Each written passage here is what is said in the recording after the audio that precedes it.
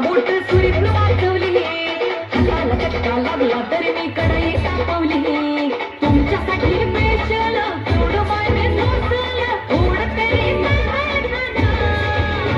पाहुणा जेवला काय पाहुणा जेवला काय पाहुणा जेवला काय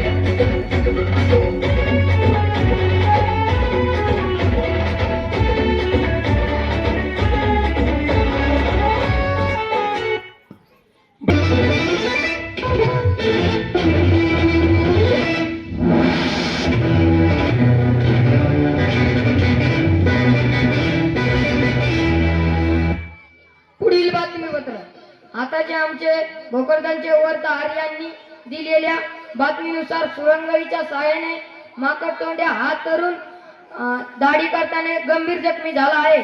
घरातच करत होता तलवारीने दाढी. याला नातेवाईकांची तुफान गर्दी.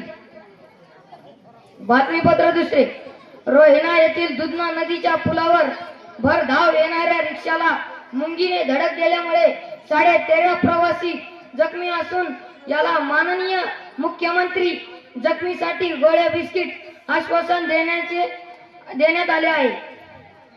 बातमीपत्र दुसरे बाबाई गावातील भर चौकामध्ये 2 मच्छरांच्या गटाची धुम्मळ उडाली व त्या काही मच्छर खूप गंभीर जखमी झाले. या मच्छरांना परतूड येथील ग्रामीण रुग्णालयामध्ये ICU मध्ये ठेवण्यात आलेले आहे. आता आपण हवामान अंदाज बघणार आहोत.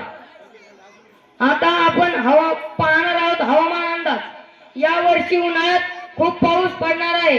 उन्हाळ्यात खूप ऊन पडणार आहे व पावसाळ्यात भरपूर पाऊस पडणार आहे आणि हिवाळ्यात खूप थंडी वाजणार आहे. या वर्षापासून 2 ऋतू नवीन निघलेले आहेत. उन्हाळा व हिवाळा या ऋतूंची नोंद घ्यावी महाराष्ट्र सरकार यांच्याकडून. धन्यवाद.